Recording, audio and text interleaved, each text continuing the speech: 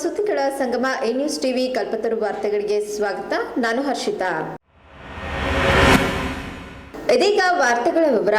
JDS ಪಕ್ಷದ high command ಗುಬ್ಬಿ ಕ್ಷೇತ್ರದಲ್ಲಿ ಗೊಂದಲ ಸೃಷ್ಟಿಸಿದ್ಯಾ? ಈ ಗೊಂದಲ ಸೃಷ್ಟಿ ಮಾಡಿದವರೇ ಗೊಂದಲ ನಿವಾರಿಸಿ ಅಂತ ಶಾಸಕ ಎಸ್ಆರ್ ಶ್ರೀನಿವಾಸ್ ವರಿಷ್ಠರತ್ತ ಬೆಟ್ ಮಾಡಿದ್ದಾರೆ. ಈ ಬಗ್ಗೆ ಮುಖಂಡರೊಂದಿಗೆ ಚರ್ಚಿಸಿದ್ದೇನೆ. ಹೀಗಿರುವಾಗ ಪಕ್ಷ ಬಿಡುವ ಮಾತಿಲ್ಲಿ ಎಂದು ಪುನರ್ ಉಚ್ಚರಿಸಿದ್ದಾರೆ ಗುಬ್ಬಿ ವಾಸು.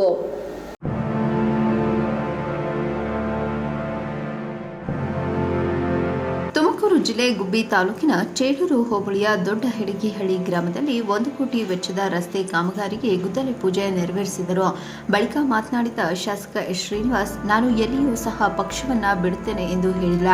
ಮೊನ್ನೆ ನಡೆದ ಜನತಾ ಪರ್ವ ಕಾರ್ಯಕ್ರಮದಲ್ಲಿ ಭಾಗವಹಿಸಿದ್ದೇನೆ. ದೇವೇಗೌಡರ ಜೊತೆ, ಕುಮಾರಸ್ವಾಮಿಯವರ ಜೊತೆ ಮತ್ತು ನಮ್ಮ ಎಲ್ಲ ಪಕ್ಷದ ಮುಖಂಡರ ಜೊತೆ ಮಾತನಾಡಿದ್ದೇನೆ. ಹೀಗಿರುವಾಗ ಪಕ್ಷ ಬಿಡುವ ಮಾತಿಲ್ಲ.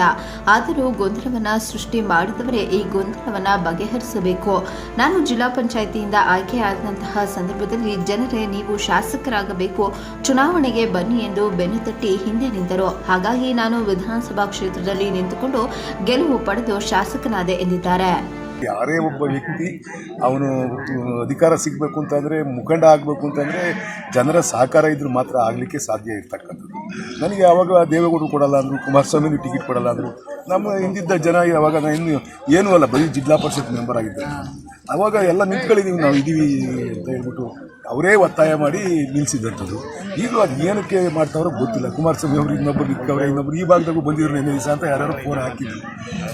ಅದು ಯಾಕೆ ಮಾಡ್ತಾರೋ ಗೊತ್ತಿಲ್ಲ. ಕುಮಾರಸ್ವಾಮಿ ಅವ್ರು ಕೊಡಲಿಲ್ಲ ಅಂತಂದರೆ ಇದೇ ಅಲ್ಟಿಮೇಟ್ ಜನ ಹೆಂಗೆ ಹೇಳ್ತಾರೋ ಹಂಗೆ ಹೋಗ್ತೀವಿ. ಅಲ್ಲ, ಈ ಕುಮಾರಸ್ವಾಮಿ ಅವ್ರ ಮೇಲೆ ಮಾತಾಡೋದು ತಮ್ಮ ಹತ್ರ, ದೇವೇಗೌಡರು ಮಾತಾಡಿದ್ರೆ ಏನ್ ಹೇಳ್ತಾರೆ ಸರ್? ಈಗ ಅವರಿಬ್ರು ಕೂಡ ಏನ್ ಹೇಳ್ತಾರೆ ತಮ್ಮ ಅದ್ರ ಬಗ್ಗೆ ಇನ್ನು ಡೀಟೇಲ್ಸ್ ಇನ್ನು ಮಾತಾಡ್ತೀನಿ. ನಾನು ಜೆಡಿಎಸ್ ಪಕ್ಷದಲ್ಲೇ ಇದ್ದೇನೆ, ಅದರಲ್ಲಿಯೇ ಮುಂದುವರಿಯುತ್ತೇನೆ. ಆದರೆ ನಮ್ಮ ನಾಯಕರೇ ಒಂದಷ್ಟು ಗೊಂದಲವನ್ನ ಸೃಷ್ಟಿ ಮಾಡಿ ಬೇರೊಬ್ಬರಿಗೆ ಟಿಕೆಟ್ ನೀಡುತ್ತೇವೆ ಎಂಬ ಮಾಹಿತಿಯನ್ನ ತಾಲೂಕಿನಲ್ಲಿ ಹರಿಬಿಟ್ಟಿರುವುದು ಅದ್ಯಾಕೋ ನನಗಂತೂ ತಿಳಿಯುತ್ತಿಲ್ಲ ಅಂತ ಬೇಸರ ವ್ಯಕ್ತಪಡಿಸಿದರು. ಜನರೇ ನಮ್ಮ ನಾಯಕರು, ಅವರದೇ ಅಂತಿಮ ತೀರ್ಪು ಆಗಿರುವುದರಿಂದ ಅವರು ಯಾವ ನಿರ್ಧಾರಕ್ಕೆ ಬರುತ್ತಾರೋ ಅದೇ ಆಗುತ್ತದೆ. ಹಾಗಾಗಿ ಮುಂದಿನ ದಿನದಲ್ಲಿ ಏನಾಗುತ್ತದೆಯೋ ನಾನು ಸಹ ಕಾಯುತ್ತಿರುವುದಾಗಿ ಮಾರ್ಮಿಕವಾಗಿ ಹೇಳಿಕೆ ನೀಡಿರುವುದು ಹಲವು ಅನುಮಾನಗಳಿಗೆ ಕಾರಣವಾಗಿದೆ. ಯಾಕೆಂದರೆ 20 ವರ್ಷ ಆ ಪಕ್ಷಕ್ಕೋಸ್ಕರ ದುಡಿಮೆ ಪಕ್ಷದ ಹಿರಿಮೆನ ತಾಲೂಕುಗಡೆ ಎತ್ತಿಡ್ತಾರೆ. ಅಂಥದ್ರೊಳಗಡೆ ಇವತ್ತು ಪಕ್ಷೇತರವಾಗಿ ಸ್ಪರ್ಧಿಸ್ತೀನಿ ಅಂತ ಹೇಳಿ ನಿಮ್ಮ ಮನಸ್ಸಿನಾಗೆ ಭಾವನೆ ಮೂಡಿದೆ. ಯಾಕೆಂದ್ರೆ ನನಗೆ ಆ ಭಾವನೆ ಇಲ್ಲ. ಈಗ ನೀವೇ ಹೇಳೋದಲ್ಲ, ಈಗ ಇಲ್ಲಿ ಯಾರನ್ನೋ ಕರ್ಕೊಂಬಂದು ಬಿಟ್ಟವ್ರೆ ಅಂತ ಹೇಳ್ಬಿಟ್ಟು ಹೇಳ್ತಾರೆ. ನಾನು ಒಬ್ಬರಿಗೆ ಪಕ್ಷದಲ್ಲಿ ಸುಮಾರು ವರ್ಷಗಳಿಂದ ಇವ್ರ ಪಕ್ಷದಲ್ಲೇ ಇದ್ದಂಥವ್ರಿಗೆ ಇವರು ಕಾರ್ನರ್ ಮಾಡಿ ಮತ್ತೊಬ್ಬರು ತಂದು ಬಿಟ್ಟಾಗ ನಾನಿನ್ನೇನು ಮಾಡಲಿಕ್ಕಾಗುತ್ತೆ? ಅಲ್ಟಿಮೇಟಾಗಿ ಪ್ರಜಾಪ್ರಭುತ್ವ ವ್ಯವಸ್ಥೆಯಲ್ಲಿ ಜನರೇ ನಾಯಕನ ಆಯ್ಕೆ ಮಾಡ್ತಕ್ಕಂಥದ್ದು, ಜನರಿಗೆ ಶಕ್ತಿ ಇರ್ತಕ್ಕಂಥದ್ದು. ನಾವೆಷ್ಟೇ ಎಗರಾಡಿದ್ರು ಲಾಸ್ಟ್ಗೆ ಅವರೇ ನಮ್ಮನ್ನು ಎತ್ತಿಡಿತಕ್ಕಂಥದ್ದು.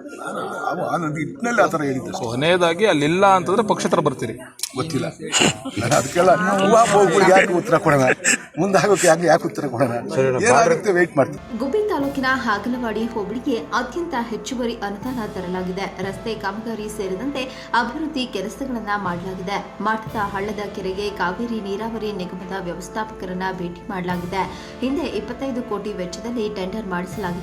ಅದು ಸಿಂಗಲ್ ಟೆಂಡರ್ ಹಿನ್ನೆಲೆ ಕಾಮಗಾರಿ ನಡೆದಿರಲಿಲ್ಲ. ಮತ್ತೆ ಟೆಂಡರ್ ಮಾಡುವ ವೇಳೆ ಸರ್ಕಾರ ಬಿದ್ದು ಹೋಗಿತ್ತು. ಮತ್ತೆ ಸರ್ಕಾರದ ಗಮನ ಸೆಳೆಯಲಾಗಿದೆ. ಕೆಲವೇ ದಿನಗಳಲ್ಲಿ ಮಠದ ಕೆರೆಗೆ ನೀರು ಹರಿಸುವ ಕೆಲಸಗಳು ನಡೆಯಲಿದೆ. ಇದು ಜನರಲ್ಲಿ ಸಾಕಷ್ಟು ನಿರೀಕ್ಷೆಗಳನ್ನು ಹೆಚ್ಚಿಸಿದೆ. ಪ್ರಸನ್ನ ದೊಡ್ಗುಣಿ, ನ್ಯೂಸ್ ಟಿವಿ, ಗುಬ್ಬಿ. ತುಮಕೂರು ಜಿಲ್ಲಾ ಬಾಲಭವನದಲ್ಲಿ ಯಂತ್ರಚಾಲಿತ ತ್ರಿಚಕ್ರ ವಾಹನ ಮತ್ತು ಇಲಾಖೆಯ ವಿವಿಧ ಯೋಜನೆಯಡಿ ವಿವಿಧ ಸೌಲಭ್ಯಗಳ ವಿತರಣಾ ಸಮಾರಂಭ ನಡೆಯಿತು. ತ್ರಿಚಕ್ರ ವಾಹನಗಳನ್ನು ಪಡೆದುಕೊಂಡ ಅರ್ಹ ಫಲಾನುಭವಿಗಳಲ್ಲಿ ಸಂತಸ ಹಿಮ್ಮಡಿಗೊಳಿಸಿದೆ.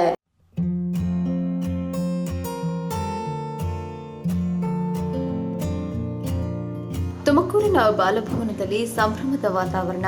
ವಿವಿಧ ತಾಲೂಕುಗಳಿಂದ ಆಗಮಿಸಿದ ಅಂಗವಿಕಲರು ವಿವಿಧ ಯೋಜನೆಯಡಿ ಸವಲತ್ತು ಪಡೆದುಕೊಳ್ಳಲು ಆಗಮಿಸಿದರು. ಕೋವಿಡ್ ಕಾರಣದಿಂದ ಕಳೆದ ವರ್ಷವೇ ಸಿಗಬೇಕಾಗಿದ್ದ ಸವಲತ್ತುಗಳು ಸಿಕ್ಕಿರಲಿಲ್ಲ. ಕಾರ್ಯಕ್ರಮ ಉದ್ಘಾಟಿಸಿದ ಜಿಲ್ಲಾ ಉಸ್ತುವಾರಿ ಸಚಿವ ಜೆಸಿ ಮಾಧುಸ್ವಾಮಿ ಅರ್ಹರಿಗೆ ಸವಲತ್ತುಗಳನ್ನು ವಿತರಿಸಿದರು. ಜಿಲ್ಲೆಯಲ್ಲಿ ಸುಮಾರು 6,000 ಮಕ್ಕಳನ್ನ ಅಪೌಷ್ಟಿಕ ಮಕ್ಕಳೆಂದು ಗುರುತಿಸಲಾಗಿದೆ. ಇವರಲ್ಲಿ ತೀವ್ರ ಅಪೌಷ್ಟಿಕತೆಯಿಂದ ಕೂಡಿರುವ 2,000 ಮಕ್ಕಳಿಗೆ ಪೌಷ್ಟಿಕ ಆಹಾರ ಸ್ಪಿರುಲಿನ್ ಚಿಕ್ಕಿ ವಿತರಣೆ ಮಾಡಲಾಗುತ್ತಿದೆ. ಜಿಲ್ಲೆಯ ಎಲ್ಲ ಅಂಗನವಾಡಿಗಳಿಗೆ ಸ್ಪಿರುಲಿನ ಚಿಕ್ಕಿ ಹಾಗೂ ಪೌಷ್ಟಿಕ ಆಹಾರವನ್ನು ಈಗಾಗಲೇ ಸರಬರಾಜು ಮಾಡಲಾಗಿದೆ. ಅಲ್ಲದೆ ಶಾಲೆಗಳಲ್ಲಿ ಮಕ್ಕಳಿಗೆ ವಿಶೇಷವಾಗಿ ಪೌಷ್ಟಿಕಯುಕ್ತ ಹಾಲಿನ ಪುಡಿಯನ್ನು ಒದಗಿಸುವಂತೆ ಅಧಿಕಾರಿಗಳಿಗೆ ಸೂಚನೆ ನೀಡಿದರು. ಐಡೆಂಟಿಫೈ ಮಾಡಿದ್ವಿ, ಪೌಷ್ಟಿಕತೆ ಕಡಿಮೆ ಇರೋದು. ಅದರಲ್ಲೊಂದು 2000 ಮಕ್ಕಳು ತೀಕ್ಷ್ಣವಾಗಿದ್ದಾರೆ ಅಂತೇಳಿ ಅವ್ರಿಗಾಗಲೇ ನಾವು ನ್ಯೂಟ್ರಿಷನ್ ಆ್ಯಡಿಡ್ ಫುಡ್ ಕೊಡಲಿಕ್ಕೆ, ಮಿಲ್ಕ್ ಪೌಡ್ರ್ ಕೊಡಲಿಕ್ಕೆ, ಬೇರೆ ಚಿಕ್ಕಿ ಇವೆಲ್ಲ ಕೊಡಲಿಕ್ಕೆ ಆರಂಭ ಮಾಡಿದ್ದೀವಿ. ಏನು CFTR ಏನವರು ಕೆಲವು ಗೈಡ್ಲೈನ್ಸ್ ಕೊಟ್ಟಿರ್ತಾರೆ, ಅದ್ರ ಪ್ರಕಾರ ನಾವು ಆ ಮಕ್ಕಳನ್ನು ಏನಾದರೂ ಮಾಡಿ ಆ ಪೌಷ್ಟಿಕಾಂಶನ ಅವ್ರಿಗೆ ಸಿಗುವಷ್ಟು ಮಾಡಬೇಕು ಅಂತೇಳಿ ಕಾರ್ಯಕ್ರಮ ಹಾಕಿದ್ದೀವಿ. ಎಲ್ಲ ಅಂಗನವಾಡಿಗೂ ನಾವು ಅದನ್ನು ಚಿಕ್ಕಿ ಸಪ್ಲೈ ಮಾಡಿದ್ದೇವೆ.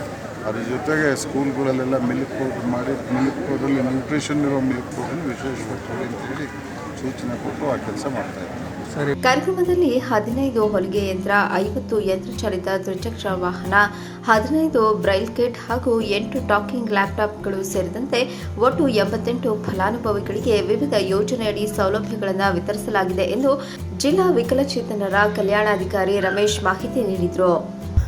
ಈ ಒಂದು ದಿನ ಮಾಧುಸ್ವಾಮಿ ಸಾಹೇಬ್ರ ಕೈಯಲ್ಲಿ ನಾವು ಇಂದು ಜಿಲ್ಲಾ ಉಸ್ತುವಾರಿ ಸಚಿವರು ಏನಿದ್ದಾರೆ, ತುಮಕೂರು ಜಿಲ್ಲೆಯ ಕಾನೂನು ಸಚಿವರು, ಅವರ ಸಾಹೇಬ್ರ ಕೈಯಲ್ಲಿ 50 ಗಾಡಿ, 15 ಹೊಲಿಗೆ ಯಂತ್ರ, ಆಮೇಲೆ 10 ಲ್ಯಾಪ್ಟಾಪು, ಹಾಗೆ 15 ಬ್ರೈಲ್ ಕಿಟ್ನ ಇವತ್ತು ವಿತರಣೆ ಮಾಡಿದ್ದೀವಿ.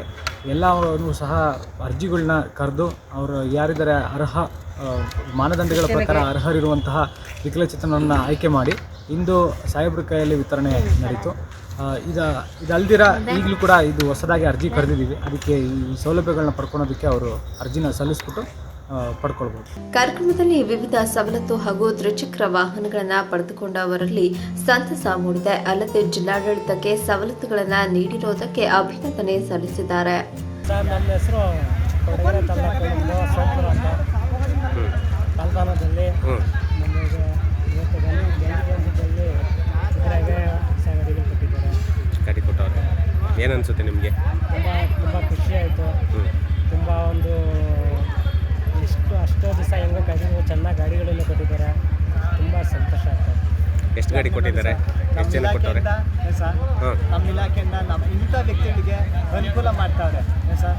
ಇನ್ನೂ ಹೆಚ್ಚಿನದಾಗಿ ಅನುಕೂಲ ಪಡ್ಕೊಳ್ಳಿ ಅಂತ ವ್ಯಕ್ತಿಗಳಿಗೆ ನಾವು ಮನವಿ ಮಾಡ್ಕೊಳ್ತೀವಿ ಸರ್. 2 ದಿನಗಳ ಕಾಲ ನಡೆದ ಕಾರ್ಯಕ್ರಮದಲ್ಲಿ ಮೊದಲನೆಯ ದಿನ ಹಿರಿಯ ನಾಗರಿಕರಿಗೆ ಉಚಿತ ಆರೋಗ್ಯ ಶಿಬಿರವನ್ನು ಆಯೋಜಿಸಲಾಗಿತ್ತು. 2ನೇ ದಿನ ವಿವಿಧ ಸವಲತ್ತುಗಳನ್ನು ವಿತರಿಸಲಾಯಿತು. ಕ್ಯಾಮ್ರಾಮನ್ ಸೋಮಶೇಖರ್ ಜೊತೆ ಕಾಂತರಾಜು, ಈ ನ್ಯೂಸ್ ಟಿವಿ, ತುಮಕೂರು.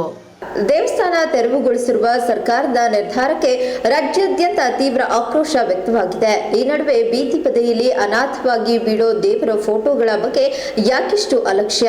ಯಾಕೆ ಯಾವ ಹಿಂದೂ ಸಂಘಟನೆಯು ಇದರ ಬಗ್ಗೆ ಜಾಗೃತಿ ಮೂಡಿಸುತ್ತಿಲ್ಲ ಎಂಬ ಜಿಜ್ಞಾಸೆ ಉಂಟಾಗಿದೆ. ತುಮಕೂರು ನಗರದಲ್ಲಿ ಕಂಡಲ್ಲಿ ದೇವರ ಫೋಟೋಗಳು ಬೀದಿಗೆ ಬಿದ್ದಿದ್ದು ದೇವರನ್ನೇ ಅವಮಾನಿಸುವಂತಿದೆ. ಈ ಕುರಿತ ವರದಿ ಇಲ್ಲಿದೆ.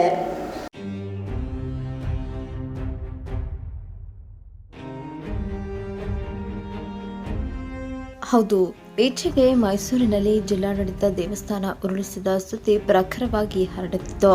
ದೇವಸ್ಥಾನ ಉರುಳಿಸುತ್ತಿದ್ದಂತೆಯೇ ಹಿಂದೂಪರ ಸಂಘಟನೆಗಳು ಪ್ರತಿಭಟನೆ ಮಾಡಿದ್ವು.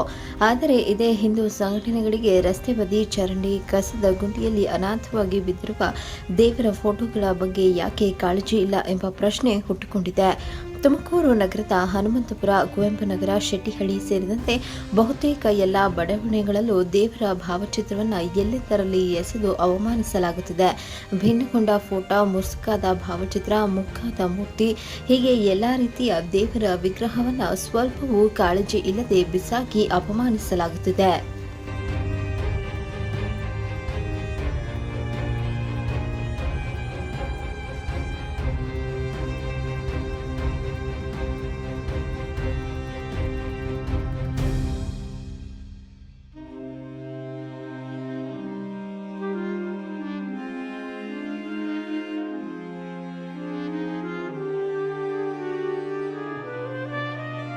ವರ್ಷಾನುಗಟ್ಟಲೆ ಪೂಜೆ ಮಾಡಿ ಪ್ರಾರ್ಥಿಸಿದ ದೇವರನ್ನ ಹಳೆಯದಾದ ತಕ್ಷಣ ಬೀದಿಗೆ ಎಸೆಯುವುದು ಎಷ್ಟರ ಮಟ್ಟಿಗೆ ಸರಿ?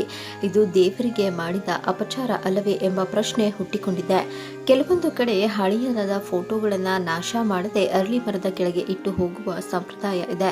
ಇನ್ನು ಕೆಲವು ಕಡೆ ಕೃಷ್ಣಾರ್ಜುನರು ರಥದ ಮೇಲೆ ಇರುವ ಫೋಟೋ ಮನೆಯಲ್ಲಿ ಇರಬಾರದೆಂಬ ಮೂಢನಂಬಿಕೆಯಿಂದ ಬೀದಿಗೆ ಎಸೆಯುತ್ತಿದ್ದಾರೆ ಎಂಬ ಮಾತು ಇದೆ. ಇನ್ನು ಕೆಲವರು ಹಳೆಯದಾದ ದೇವರ ಫೋಟೋಗಳನ್ನು ನಗರ ಪಾಲಿಕೆ ಕಸದ ವಾಹನದಲ್ಲಿ ಹಾಕುತ್ತಿದ್ದಾರೆ.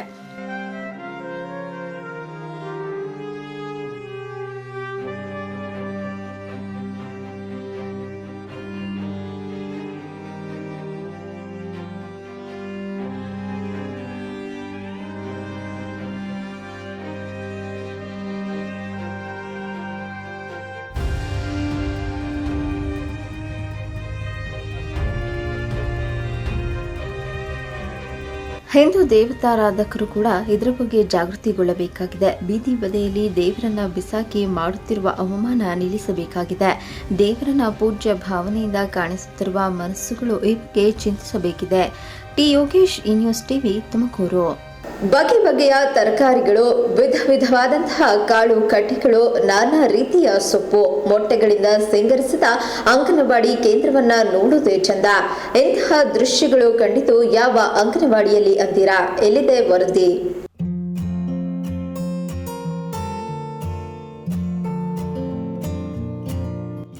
ತುಮಕೂರು ಜಿಲ್ಲೆ ಕೊಟಗೆರೆ ತಾಲೂಕಿನ ಅಂಗನವಾಡಿಗಳಲ್ಲಿ ಮಹಿಳಾ ಮತ್ತು ಮಕ್ಕಳ ಕಲ್ಯಾಣ ಇಲಾಖೆಯ ವತಿಯಿಂದ ನಡೆಯುತ್ತಿರುವ ಗರ್ಭಿಣಿ ಮಹಿಳೆಯರ ಪೋಷಣೆ ಮತ್ತು ಮಕ್ಕಳ ಸಂರಕ್ಷಣೆಗಾಗಿ ನಡೆಯುತ್ತಿರುವ ರಾಷ್ಟ್ರೀಯ ಪೋಷಣಾ ಅಭಿಯಾನ ಮತ್ತು ಪೌಷ್ಟಿಕ ಆಹಾರ ಸಪ್ತಾಹ ಕಾರ್ಯಕ್ರಮ 593 ಅಂಗನವಾಡಿ ಕೇಂದ್ರಗಳಲ್ಲಿ ಆಯೋಜಿಸಲಾಗಿದೆ.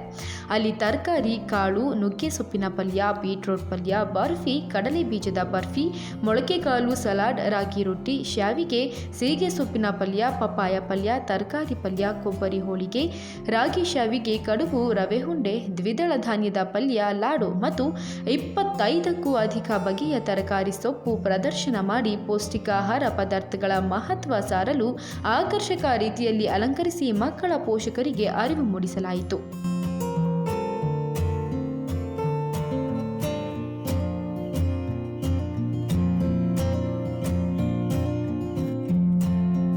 ಪೋಷಣಾ ಅಭಿಯಾನ 1000 ದಿನಗಳ ಕಾರ್ಯಕ್ರಮವಾಗಿದೆ.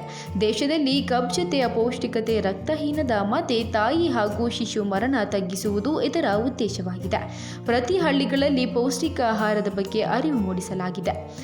ಇದರಿಂದಾಗಿ ಸಾಮಾಜಿಕ ಪಿಡುಗುಗಳಾದ ಬಾಲ್ಯ ವಿವಾಹದಲ್ಲಿ ಆಗುವ ತೊಂದರೆಗಳು, ಸಮಾಜದಲ್ಲಿ ಕುಂಠಿತ ಬೆಳವಣಿಗೆಯ ಮಕ್ಕಳ ಜನನಕ್ಕೆ ಕಾರಣವಾಗುತ್ತಿದೆ. ಅಲ್ಲದೆ ಗರ್ಭಿಣಿಯರು ಪೌಷ್ಟಿಕ ಆಹಾರ ತೆಗೆದುಕೊಳ್ಳಬೇಕು. ಆಗಷ್ಟೇ ಮಕ್ಕಳು ಭೌತಿಕ, ಸಾಮಾಜಿಕ ಹಾಗೂ ಆರ್ಥಿಕವಾಗಿ, ಶೈಕ್ಷಣಿಕವಾಗಿ ಅಭಿವೃದ್ಧಿ ಹೊಂದಲು ಸಾಧ್ಯ ಎಂದು ಪ್ರಾಕೃತಿಕ ಸಂಪನ್ಮೂಲಗಳು ಋತುಮಾನಕ್ಕೆ ಅನುಗುಣವಾಗಿ ದೊರೆಯುತ್ತವೆ. ಅವುಗಳ ಬಳಕೆ ಆಹಾರ ಪದ್ಧತಿಯಲ್ಲಿ ಅಳವಡಿಸಿಕೆ ಸಹಕಾರಿಯಾಗಲಿದೆ. ನಮ್ಮ ಕೊರಟಗೆರೆ ತಾಲೂಕಿನಲ್ಲಿ ಸೆಪ್ಟೆಂಬರ್ ಮಾಹೆಯನ್ನು ಎಲ್ಲ 293 ಅಂಗನವಾಡಿಗಳಲ್ಲೂ ಕೂಡ ಈ ಸೆಪ್ಟೆಂಬರ್ ತಿಂಗಳ ಪೂರ್ತಿ ಪೌಷ್ಟಿಕ ಸಪ್ತಾಹವನ್ನು ಹಮ್ಮಿಕೊಂಡಿದ್ದು, ಈ ತಿಂಗಳು ಪೂರ್ತಿ ಕಾರ್ಯಕ್ರಮಗಳನ್ನು ಪ್ರತಿದಿನ ಒಂದೊಂದು ಕಾರ್ಯಕ್ರಮಗಳಿತ್ತು. ಎಲ್ಲ ಕಾರ್ಯಕ್ರಮಗಳನ್ನು ಯಶಸ್ವಿಯಾಗಿ ನಡೆಸಿರುತ್ತೇವೆ. ಏನು ಈ ಪೌಷ್ಟಿಕ ಆಹಾರದ ಸೇವನೆಯ ಮಹತ್ವದ ಬಗ್ಗೆ, ನಮ್ಮ ಸ್ಥಳೀಯವಾಗಿ ಸಿಗುವಂತಹ ಹಸಿರು ಸೊಪ್ಪು, ತರಕಾರಿಗಳು, ಕಾಳುಗಳು, ಮೊಳಕೆ ಕಾಳುಗಳು ಇವುಗಳ ಸೇವನೆಯ ಮಹತ್ವದ ಬಗ್ಗೆ ನಾವು ಎಲ್ಲ ಕಡೆಯೂ ಕೂಡ ಅರಿವನ್ನು ಮೂಡಿಸಿರುತ್ತೇವೆ. ಗರ್ಭಿಣಿ, ಬಾಣಂತಿ ಮತ್ತು ಮಗುವಿನ ಬೆಳವಣಿಗೆಯಲ್ಲಿ ಪೌಷ್ಟಿಕ ಆಹಾರದ ಮಹತ್ವ ಎಷ್ಟರ ಮಟ್ಟಿಗಿರುತ್ತೆ ಅನ್ನೋದ್ರ ಬಗ್ಗೆ ನಾವು ಅರಿವನ್ನು ಮೂಡಿಸಿದ್ದೇವೆ. ಯಾಕೆಂದರೆ ನಮ್ಮ ಏನು 1000 ದಿನಗಳು ಅನ್ನೋ ಒಂದು ಕಲ್ಪನೆ ಇದೆ. ಒಬ್ಬ ಹೆಣ್ಣು ಮಗಳು ಗರ್ಭಿಣಿಯಾದಾಗಿನಿಂದ ಹಿಡಿದು ಆ ಮಗುವಿಗೆ 2 ವರ್ಷ ತುಂಬುವವರೆಗಿನ 1000 ದಿನಗಳು, ಈ ಒಂದು ವೇಳೆಯಲ್ಲಿ ಮಗುವಿನ ಮೆದುಳಿನ ಬೆಳವಣಿಗೆ 80 ಭಾಗ ಆಗುವುದರಿಂದ ಆ ಒಂದು ವೇಳೆಯಲ್ಲಿ ಪೌಷ್ಟಿಕ ಆಹಾರದ ಮಹತ್ವ ಎಷ್ಟರ ಮಟ್ಟಿಗಿರುತ್ತದೆ ಎಂಬುದರ ಬಗ್ಗೆ ನಾವು ಅರಿವನ್ನು ಮೂಡಿಸಿರುತ್ತೇವೆ. ಹಾಗೂ ತಾಯಿಯ ಮಗು ಹುಟ್ಟಿದಾಗಿನಿಂದ 6 ತಿಂಗಳವರೆಗಿನ ಹೊರಗೆ ತಾಯಿಯ ಹಾಲಿನ ಮಹತ್ವ ಎಷ್ಟರ ಮಟ್ಟಿಗೆ ಇದೆ ಎಂಬುದರ ಬಗ್ಗೆ ನಾವು ಅರಿವನ್ನು ಮೂಡಿಸಿದ್ದೇವೆ. ಹಾಗೂ ಬಾಲ್ಯ ವಿವಾಹದಿಂದಾಗುವ ದುಷ್ಪರಿಣಾಮ, ಬಾಲ್ಯ ವಿವಾಹವಾದ ಹೆಣ್ಣು ಮಗಳಿಗೆ ಒಂದು ಹುಟ್ಟಿದ ಮಗುವಿನ ಅಪೌಷ್ಟಿಕತೆ, ರಕ್ತಹೀನತೆ ಯಾವ ಮಟ್ಟಿಗಿರುತ್ತದೆ ಎಂಬುದರ ಬಗ್ಗೆ ನಾವು ಕೂಡ ಅರಿವನ್ನು ಮೂಡಿಸಿದ್ದೇವೆ. ಕೊರೋನಾ ರೋಗದ ವಿರುದ್ಧ ಹೋರಾಟ ನಡೆಸಲು ಸಾಮಾಜಿಕ ಅಂತರ ಮತ್ತು ಮಾಸ್ಕ್ ಕಡ್ಡಾಯವಾಗಿದೆ. ಪ್ರಕೃತಿಯಲ್ಲಿ ಸಿಗುವ ಪೌಷ್ಟಿಕ ಆಹಾರ ಧಾನ್ಯಗಳ ಬಗ್ಗೆ ಅರಿವು ಮತ್ತು ಕಡ್ಡಾಯವಾಗಿ ಬಳಕೆ ಮಾಡಬೇಕಿದೆ. ಪೋಷಣಾ ಅಭಿಯಾನವು ಮಕ್ಕಳ ಭವಿಷ್ಯವನ್ನು ಬರೆಯುವ ಉತ್ತಮ ಕಾರ್ಯಕ್ರಮ ಆಗಿದೆ. ಪ್ರಕೃತಿ ಹವಾಮಾನಕ್ಕೆ ತಕ್ಕಂತೆ ನಮಗೆ ನೈಸರ್ಗಿಕ ಆಹಾರವನ್ನು ಸಹ ನೀಡಲಿದೆ. ನಾಲಿಗೆಗೆ ರುಚಿ ಸಿಗುವ ತಿಂಡಿ ತಿನಿಸು ಸೇವನೆಯಿಂದ ಆರೋಗ್ಯ ಕೆಡಲಿದೆ. ನಮ್ಮ ದೇಶದಲ್ಲಿ ಅಪೌಷ್ಟಿಕತೆ ಹೆಚ್ಚಾಗಿ ಬಳಲುತ್ತಿರುವ ಮಕ್ಕಳ ಸಂಖ್ಯೆ ದಿನದಿಂದ ದಿನಕ್ಕೆ ಹೆಚ್ಚಾಗ್ತಿದೆ. ನಾವು ಅಪೌಷ್ಟಿಕತೆ ನಿವಾರಣೆ, ನೈಸರ್ಗಿಕ ಆಹಾರದ ಮಹತ್ವ ಅರಿಯಬೇಕಿದೆ. ದಯವಿಟ್ಟು ಎಲ್ಲರೂ ಕೂಡ ಏನು ನಮ್ಮ ಸ್ಥಳೀಯವಾಗಿ ಸಿಗುತ್ತದೆ, ಹಸಿರು ಸೊಪ್ಪು, ಹಸಿರು ತರಕಾರಿಗಳು, ನಮ್ಮ ಸ್ಥಳೀಯವಾಗಿ ಸಿಗುವಂತಹ ಸೊಪ್ಪು, ತರಕಾರಿ, ಹಣ್ಣುಗಳನ್ನು ಸೇವನೆ ಮಾಡಿ ಎಲ್ಲರೂ ಕೂಡ ನಿಮ್ಮ ಆರೋಗ್ಯವನ್ನು ಕಾಪಾಡಿಕೊಳ್ಳಿ. ಏನು ಮುಖ್ಯವಾಗಿ ಗರ್ಭಿಣಿ ಮತ್ತು ಬಾಣಂತಿಯರು ಪೌಷ್ಟಿಕ ಆಹಾರವನ್ನು ಸೇವನೆ ಮಾಡಿ. ನೀವು ಪೌಷ್ಟಿಕ ಆಹಾರವನ್ನು ಸೇವನೆ ಮಾಡಿದಾಗ ಮಾತ್ರ ನಮಗೆ ಒಂದು ಪೌಷ್ಟಿಕವಾದ ಒಂದು ಮಗು ಹುಟ್ಟೋದಕ್ಕೆ ಸಾಧ್ಯ. ಆ ಮಗು ಉತ್ತಮ ಬೆಳವಣಿಗೆ ಆಗಿ ಉತ್ತಮ ಸಮಾಜ ನಿರ್ಮಾಣ ಆಗೋದಕ್ಕೆ ಸಾಧ್ಯ. ರಾಷ್ಟ್ರೀಯ ಪೋಷಣಾ ಅಭಿಯಾನ ಸಮಾರೋಪ ಸಮಾರಂಭದಲ್ಲಿ ವೆಂಗಳಮ್ಮನಹಳ್ಳಿ ಗ್ರಾಮದಲ್ಲಿ ನೇತ್ರಾವತಿ ಭಾರತಿ ಎಂಬ ಗರ್ಭಿಣಿ ಮಹಿಳೆಯರಿಗೆ ಸೀಮಂತ ಕಾರ್ಯಕ್ರಮ ಮತ್ತು ಚೇತನ್ ಬಾಬು ಎಂಬ ಮಕ್ಕಳಿಗೆ ಅನ್ನಪ್ರಶಾನ ಕಾರ್ಯಕ್ರಮವನ್ನು ನೆರವೇರಿಸಲಾಯಿತು. ಸಮಾರೋಪ ಸಮಾರಂಭದ ಬಗ್ಗೆ ದ್ವಿದಳ ಧಾನ್ಯಗಳಿಂದ ರಚಿಸಲಾಗಿದ್ದ ಬರೆದಿರುವ ಬಗೆ ಬಗೆಯ ಚಿತ್ರಗಳು ಪೋಷಕರ ಗಮನ ಸೆಳೆದವು. ಜಿಎಂ ಶಿವಾನಂದ, ಈ ನ್ಯೂಸ್ ಟಿವಿ, ಕೊರಟಗೆರೆ. ಇಂದು ರಾಷ್ಟ್ರಪಿತ ಮಹಾತ್ಮ ಗಾಂಧಿ ಜನ್ಮದಿನ. ದೇಶದಾದ್ಯಂತ ಅಹಿಂಸಾವಾದಿಯನ್ನ ನೆನೆಯಲಾಗುತ್ತಿದೆ. ಇದೇ ದಿನವನ್ನ ಪಶು ಇಲಾಖೆ ವಿಶ್ವ ರೇಬಿಸ್ ದಿನವನ್ನ ಆಚರಿಸಿದೆ. 50ಕ್ಕೂ ಹೆಚ್ಚು ಶ್ವಾನಗಳಿಗೆ ಉಚಿತ ರೇಬಿಸ್ ಲಸಿಕೆ ನೀಡಿ ರೋಗ ತಡೆಗಟ್ಟುವ ಕೆಲಸ ಗಮನ ಸೆಳೆಯಿತು. ಇದರ ವರದಿ ಇಲ್ಲಿದೆ.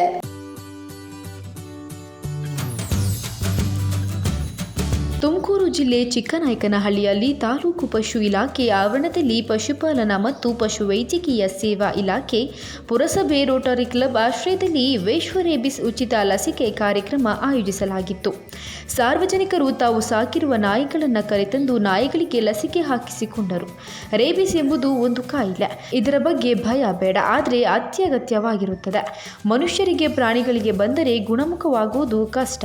ರೇಬಿಸ್ ಲಸಿಕೆ ಕಡ್ಡಾಯವಾಗಿ ಪ್ರಾಣಿಗಳಿಗೆ ನೀಡಬೇಕು ಎಂದು ಪಶು ಇಲಾಖೆ ಸಹಾಯಕ ನಿರ್ದೇಶಕ ನಾಗಭೂಷಣ್ ಜನರಲ್ಲಿ ಮನವಿ ಮಾಡಿದರು. ನಮಸ್ಕಾರ. ಇವತ್ತು ಚಿಕ್ಕನಾಯಕನಹಳ್ಳಿ ತಾಲೂಕಿನ ಪಶು ಆಸ್ಪತ್ರೆ ಆವರಣದಲ್ಲಿ ನಮ್ಮ ಇಲಾಖೆಯಿಂದ ಅರ್ಥಪೂರ್ಣವಾಗಿ ವಿಶ್ವ ರೇಬಿಸ್ ದಿನಾಚರಣೆಯನ್ನು ನಾವು ಆಚರಣೆ ಮಾಡಿದ್ವಿ. ಸುಮಾರು 50ಕ್ಕೂ ಹೆಚ್ಚು ಶ್ವಾನಗಳು ಇವತ್ತು ಬಂದಿದ್ದಾವೆ. ಅವುಗಳಿಗೆಲ್ಲ ನಾವು ರೇಬಿಸ್ ವಿರುದ್ಧ ಲಸಿಕೆಯನ್ನು ಹಾಕ್ತಾ ಇದ್ದೀವಿ. ಈ ರೇಬಿಸ್ ಅಂತಕ್ಕಂಥದ್ದು ಮಾರಣಾಂತಿಕ ಕಾಯಿಲೆ. ಒಂದು ಸಲ ಈ ಕಾಯಿಲೆ ನಾಯಿಗಳಿಗಾಗಲಿ, ಮನುಷ್ಯರಿಗಾಗಲಿ ಅಥವಾ ಯಾವುದೇ ಜಾನುವಾರುಗಳಿಗಾಗಲಿ ಬಂತು ಅಂದರೆ ಸಾವು ಖಚಿತ. ನೀವೆಷ್ಟೇ ಕೋಟಿ ಕೊಟ್ಟರೂ ಸಹಿತ ಆ ಕಾಯಿಲೆಯನ್ನು ವಾಸಿ ಮಾಡ್ತಕ್ಕಂಥ ಔಷಧ ಪ್ರಪಂಚದಲ್ಲಿ ಇಲ್ಲ. ಗಾಂಧಿ ಜಯಂತಿ ಹಿನ್ನೆಲೆ ರೇಬಿಸ್ ಲಸಿಕೆ ಉಚಿತವಾಗಿ ಸಾಕು ಪ್ರಾಣಿಗಳಿಗೆ ನೀಡಲಾಗಿದೆ. ಈ ಕಾರ್ಯಕ್ರಮಕ್ಕೆ ಉತ್ತಮ ಸ್ಪಂದನೆ ಸಿಕ್ಕಿದೆ. 50ಕ್ಕೂ ಹೆಚ್ಚು ನಾಯಿಗಳಿಗೆ ಲಸಿಕೆ ನೀಡಲಾಯಿತು. ಮುಂದಿನ ದಿನಗಳಲ್ಲಿ ಪುರಸಭೆಯ ಸಹಾಯಕದೊಂದಿಗೆ ಬೀದಿ ನಾಯಿಗಳಿಗೂ ಲಸಿಕೆ ಹಾಕುವ ಅಭಿಯಾನ ಕೈಗೊಳ್ಳಲು ಪಶು ಇಲಾಖೆ ಮುಂದಾಗಿದೆ. ಹಾಗಾಗಿ ಲಸಿಕೆ ಒಂದೇ ರಾಮಬಾಣ, ಲಸಿಕೆ ಒಂದೇ ಮಾರ್ಗ ಅಂತಕ್ಕಂಥ ಧ್ಯೇಯ ಇಟ್ಕೊಂಡು ವಿಶ್ವ ರೇಬಿಸ್ ದಿನಾಚರಣೆ, ಈ ವರ್ಷದ ಥೀಮ್ ಏನಿದೆ, ರೇಬಿಸ್ ಬಗ್ಗೆ ಅರಿವಿರಬೇಕು, ಆದರೆ ಭಯ ಪಡುವುದು ಬೇಡ. ಅಂದರೆ ರೇಬಿಸ್ ಬಗ್ಗೆ ತಿಳ್ಕೋಬೇಕು ನಾವು. ಸೊ ಆ ಮುಂಜಾಗ್ರತಾ ಕ್ರಮವಾಗಿ ಎಲ್ಲ ನಾಯಿಗಳಿಗೂ ಸಹ ನಾವು ಪ್ರತಿ ವರ್ಷ ಆಂಟಿ ರೇಬಿಸ್ ವ್ಯಾಕ್ಸಿನ್ ಅನ್ನು ಮಾಡೋದ್ರ ಮುಖಾಂತರ ಎಲ್ಲ ಶ್ವಾನಗಳನ್ನು ಆರೋಗ್ಯಪೂರ್ಣವಾಗಿ ಇಡ್ತಕ್ಕಂಥ ಕ್ರಮವನ್ನು ನಾವು ಮಾಡಬೇಕು. ಒಂದು. ಎರಡನೇದು, ಬೀದಿ ನಾಯಿಗಳಿಗೂ ಸಹ ಈ ಕಾರ್ಯಕ್ರಮವನ್ನು ನಾವು ಪುರಸಭೆ ಮುಖಾಂತರ, ಗ್ರಾಮ ಪಂಚಾಯತಿಗಳ ಮುಖಾಂತರ ಮಾಡಲಿಕ್ಕೆ ಹಲವಾರು ಕಾರ್ಯಕ್ರಮಗಳನ್ನ ಹಮ್ಮಿಕೊಳ್ತಾ ಇದ್ದೀವಿ. ರೇಬಿಸ್ ರೋಗ ನಿಯಂತ್ರಣಕ್ಕೆ ಲಸಿಕೆಯೇ ಮದ್ದು. ಸಾಕು ಪ್ರಾಣಿಗಳನ್ನು ಸಾಕುವ ಮುನ್ನ ಅವುಗಳಿಗೆ ಲಸಿಕೆ ಕಡ್ಡಾಯವಾಗಿ ಹಾಕಿಸಬೇಕು. ಇದು ಪ್ರಾಣಿಗಳಿಗೂ ಹಾಗೂ ಪ್ರಾಣಿ ಪ್ರಿಯರಿಗೂ ಅನುಕೂಲ. Chetan, A news TV, Tumakuru. Tumakuru ಜಿಲ್ಲೆ ಪಾವಗಡದಲ್ಲಿ ಸುಮಾರು 2 ಲಕ್ಷ ರೂಪಾಯಿ ಬೆಲೆ ಬಾಳುವ ಮಾಂಗಲ್ಯ ಸರ ಕಸಿದು ಪರಾರಿಯಾಗಿರುವ ಘಟನೆ ನಡೆದಿದೆ. ಮಗನನ್ನ ಟ್ಯೂಷನ್ಗೆ ಬಿಡಲು ಹೋದ ವೇಳೆ ದ್ವಿಚಕ್ರ ವಾಹನದಲ್ಲಿ ಬಂದ ಇಬ್ಬರು ಸರಗಳರು ಸುನೀತಾ ಅವರನ್ನ ಹಿಂಬಾಲಿಸಿ ಮಾಂಗಲ್ಯ ಸರ ಕಿತ್ತುಕೊಂಡು ಪರಾರಿಯಾಗಿದ್ದಾರೆ. ಸರ ಎಳೆದ ರಭಸಕ್ಕೆ ಮಹಿಳೆಯ ಕುತ್ತಿಗೆಯ ಭಾಗಕ್ಕೆ ಬಲವಾದ ಪೆಟ್ಟು ಬಿದ್ದಿದ್ದು, ಘಟನಾ ಸ್ಥಳಕ್ಕೆ ಸಬ್ ಇನ್ಸ್ಪೆಕ್ಟರ್ ಗುರುನಾಥ್ ಭೇಟಿ ನೀಡಿ ಪರಿಶೀಲನೆ ನಡೆಸಿದ್ದಾರೆ. ಪಾವಗಡ ಪೊಲೀಸ್ ಠಾಣೆಯಲ್ಲಿ ಪ್ರಕರಣ ದಾಖಲಾಗಿದೆ. ತಾಲೂಕಿನಾದ್ಯಂತ ಪ್ರಕರಣಗಳು ಆಗಾಗ ಸರಣಿ ಪ್ರಕರಣಗಳು ನಡೆಯುತ್ತಲೇ ಇವೆ. ಇತ್ತೀಚಿನ ದಿನಗಳಲ್ಲಿ ಪಟ್ಟಣ ಅಭಿವೃದ್ಧಿ ಹೊಂದುತ್ತಿದೆ. ಇಂತಹ ಪ್ರಕರಣಗಳು ಹೆಚ್ಚಲು ಕಾರಣ ಎನ್ನಲಾಗಿದೆ. ಸರ್ 6:50ಕ್ಕೆ ಸರ್ ನಾನು ಟ್ಯೂಷನ್ಗೆ 5 ಗಂಟೆಗೆ ಟ್ಯೂಷನ್ ಇತ್ತು. ಇವತ್ತು ಫಸ್ಟ್ ಡೇ ಅಂತ ಹೇಳಿಬಿಟ್ಟು ಮಗುನ ಟ್ಯೂಷನ್ಗೆ 5:30ಗೆ ಬಿಟ್ಟೆ. ಬಿಟ್ಟು ನಾನು ಇಲ್ಲೇ Nandini xerox taluk office opposite ನಮ್ಮದು ಶಾಪ್ ಇದೆ, ಅಲ್ಲಿ ವರ್ಕ್ ಮಾಡಿಕೊಂಡು ಎಕ್ಸಾಕ್ಟ್ 7 o'clockಗೆ 10 minutes ಬಿಫೋರ್ ಹೋಗಿ ಮಗುನ ಪಿಕಪ್ ಮಾಡೋಣ ಅಂತ ಈ ಥರ ರೂಟಲ್ಲಿ ಬಂದೆ. ಹೆಂಗೆ ವಿನಾಯಕ ನಗರ ಯೋಗಿನಾರಾಯಣ ಸ್ವಾಮಿ ದೇವಸ್ಥಾನ ಹತ್ರ ಬಂದೆ ಸರ್. ಬಂದೆ, ಅಲ್ಲಿ ಟರ್ನಿಂಗ್ಸ್ ಅಲ್ವಾ, ಸ್ಲೋಗೆ ಹೋದೆ ನಾನು. ಒಂದು ಗಾಡಿ ಆಪೋಸಿಟ್, ಇಬ್ಬರು ರೆಡಿಯಾಗಿ ಆಪೋಸಿಟ್ ಡೈರೆಕ್ಷನಲ್ಲಿ ರೆಡಿಯಾಗಿ ರನ್ನಿಂಗಲ್ಲಿದೆ. ನನಗೆ ಗಾಡಿ ಹೋಗೋಕೆ ಕೂಡ ಅಡ್ಡ ಕೊಟ್ಟಿಲ್ಲ ಅವರು. ಅಲ್ಲಿ ಈ ಥರ ಹೆಚ್ಚು ಕಮ್ಮಿ ಇತ್ತು. ಸೊ ನಾನು ಸ್ಲೋ ಮಾಡಿಕೊಂಡು ಸ್ಟ್ರೈಟ್ ಹೋಗೋಣ ಅಂತ ಹೋಗುವಷ್ಟರಲ್ಲಿ ಬಂದಿದ್ದೆ ಚೈನ್ ಹೇಳ್ಕೊಂಡು. ನೀವು ಆಲ್ರೆಡಿ ಮಗು ಕರ್ಕೊಂಡು ಬರೋವಾಗ ಆಗಿರೋದು ಹೋಗೋವಾಗ ಹೋಗ್ತಾ ಇದ್ದೀನಿ ಹಾಂ. ಅವ್ರು ಎಷ್ಟು ಜನ ಇದ್ರು? ಇಬ್ಬರು ಸರ್. ಯಾವ ಗಾಡಿ ಅಂತ? ಗಾಡಿ ಐಡೆಂಟಿಫೈ ಮಾಡಲಿಲ್ಲ, ಬಟ್ ದೊಡ್ಡ ಗಾಡಿಲೇ, ಚಿಕ್ಕದಂತೂ ಅಲ್ಲ. ಈಗ ಚೈನ್ ಎಕ್ಸೆಲ್ ಅಲ್ಲ, ಪಲ್ಸರ್ ಆ ಥರ ಇರುತ್ತೆ ಸರ್. ಹಿಂದೆಗಡೆ ಸ್ವಲ್ಪ ಬಲ್ಜ್ ಹೈಟ್ ಇದೆ. ಒಬ್ಬ ಬ್ಯಾಗ್ ಹಾಕೊಂಡಿದ್ದಾನೆ, ಹೆಲ್ಮೆಟ್ ಹಾಕಿದ್ದಾನೆ. ಓಕೆ ಮೇಡಮ್, ಅವರು ನಿಮ್ಮ ಚೈನ್ ಎಷ್ಟು ಗ್ರಾಮ್ದು ಇರ್ಬೋದು? Sir 60 gram.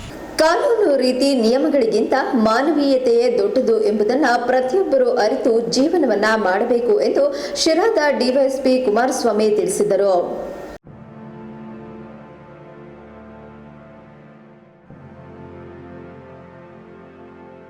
ಗುಬ್ಬಿ ಪಟ್ಟಣದ ಬಾವಿಮನೆ ಕಲ್ಯಾಣ ಮಂಟಪದಲ್ಲಿ ತಾಲೂಕು ಆಡಳಿತ, ಪೊಲೀಸ್ ಇಲಾಖೆ ಹಾಗೂ ಮುಜರಾಯಿ ಇಲಾಖೆಯಿಂದ ಆಯೋಜಿಸಿದ್ದ ಕಾರ್ಯಕ್ರಮದಲ್ಲಿ ದೇವಸ್ಥಾನದಲ್ಲಿ ಎಲ್ಲರಿಗೂ ಮುಕ್ತ ಪ್ರವೇಶ ಕಲ್ಪಿಸುವ ಕುರಿತು ಚರ್ಚೆ ನಡೆಯಿತು.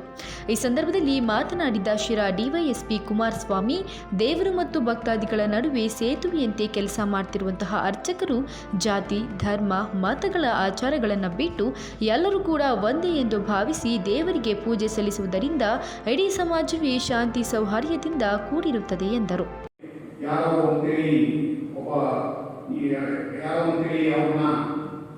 ದೇವರ ದರ್ಶನಕ್ಕೆ ಅವಕಾಶ ಕೊಟ್ಟಿದ್ದಾಗ ಕನಕದಾಸರು ದೇವಸ್ಥಾನದ ಇಬ್ಬರಿಗೆ ಹೋಗಿ ಶ್ರೀಕೃಷ್ಣ ಪರಮಾತ್ಮನ ಪ್ರಾರ್ಥನೆ ಮಾಡಿದಾಗ ಅವರ ಪ್ರಾರ್ಥನೆಗೆ ಶ್ರೀಕೃಷ್ಣ ಪರಮಾತ್ಮ ಕಣ್ಣಿದರು ತನ್ನ ದಿಕ್ಕನ್ನು ಬದಲಾಯಿಸಿ ಅಲ್ಲಿ ಗೋಡೆಯನ್ನು ಹೊಡೆದು ತನ್ನ ದರ್ಶನವನ್ನು ನೀಡಿರುವಂತಹ ಪ್ರತಿಮೆಯನ್ನು ನಾವೆಲ್ಲರೂ ಸಹ ಕೇಳಿದ್ವಿ. ಹಾಗಾಗಿ ಭಕ್ತರಲ್ಲಿ ಹೃದಯಪೂರ್ವವಾದ ಭಕ್ತಿಯಿಂದಲ್ಲಿ ಅದು ದೇವರಿಗೆ ಎಲ್ಲಾದರೂ ಆದರೂ ಮುಟ್ಟುತ್ತೆ. ಆದರೆ ನಾವು ದೇವಸ್ಥಾನಗಳನ್ನು ಸಾರ್ವಜನಿಕರ ಹಿತದೃಷ್ಟಿಯಿಂದ ಸಾರ್ವಜನಿಕರ ಒಳಿತಿಗಾಗಿ ದೇವಸ್ಥಾನಗಳನ್ನು ನಾವೆಲ್ಲರೂ ಸಹ ಕಟ್ಟಿಕೊಂಡು ಅಲ್ಲಿ ಒಳ್ಳೆಯದಾಗಿ ಅಂತ ಪ್ರತಿಯೊಬ್ಬರು ಸಹ ಪ್ರಾರ್ಥನೆಯನ್ನು ಮಾಡಲಿಕ್ಕೆ ಹೋಗ್ತೇವೆ. ಕಾರ್ಯಕ್ರಮದಲ್ಲಿ ತಹಸೀಲ್ದಾರ್ ಆರತಿ ಮಾತನಾಡಿ, ಸಮಾಜದಲ್ಲಿ ಸಮಾನತೆ ಸಾರುವಂತಹ ಕೆಲಸ ನಡೆಯಬೇಕಾಗಿದೆ. ಯಾರಿಗೂ ಸಹ ನೋವು ಉಂಟು ಮಾಡುವಂತಹ ಕೆಲಸಗಳನ್ನು ಯಾರು ಮಾಡಬಾರ್ದು. ದೇವರು ಎಲ್ಲರಿಗೂ ಸಹ ಒಂದೇ ಎಂದರು. ಪ್ರತಿಯೊಬ್ಬರೂ ಸಹ ಒಂದೇ ಎಂಬ ಭಾವನೆಯಿಂದ ನಿಮ್ಮಗಳಿಗೆ ಮನವರಿಕೆ ಮಾಡಕ್ಕಾಗಿ ನಾವು ಈ ಸಭೆಯನ್ನು ಆಯೋಜನೆ ಮಾಡಿಕೊಂಡಿದ್ದೀವಿ. ನಾವು ಈ ಮೊದಲು ಒಂದು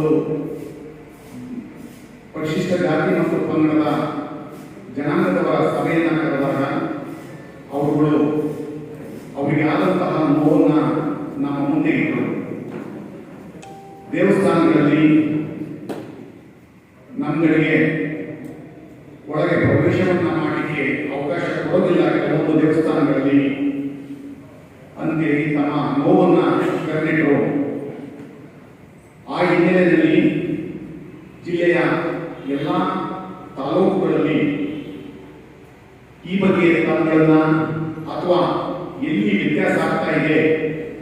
ಇದೇ ಸಂದರ್ಭದಲ್ಲಿ ನಿವೃತ್ತ ಪೊಲೀಸ್ ನಿರೀಕ್ಷಕ Nadaf, Cheluru police sub inspector Somashekar, ಸಮಾಜ ಕಲ್ಯಾಣ ಇಲಾಖೆಯ ಹನುಮಂತರಾಜು, ಅರ್ಚಕರ ಸಂಘದ ಅಧ್ಯಕ್ಷರುಗಳಾದ ಮಹಾ ರುದ್ರೇಶ್ ಹಾಗೂ ನರಸಿಂಹರಾಜು ಸೇರಿದಂತೆ ತಾಲೂಕಿನ ಎಲ್ಲ ಅರ್ಚಕರುಗಳು ಹಾಜರಾಗಿದ್ದರು. ಪ್ರಸನ್ನ ದೊಡ್ಗುಣಿ, ಎ ನ್ಯೂಸ್ ಟಿವಿ, ಗುಬ್ಬಿ. ಇದಾಗಿತ್ತು ಈ ದಿನದ ಸುದ್ದಿ. ನೈಜ ಸುದ್ದಿಗಾಗಿ ನೋಡ್ತಾ ಇರಿ ಎ ನ್ಯೂಸ್ ಟಿವಿ.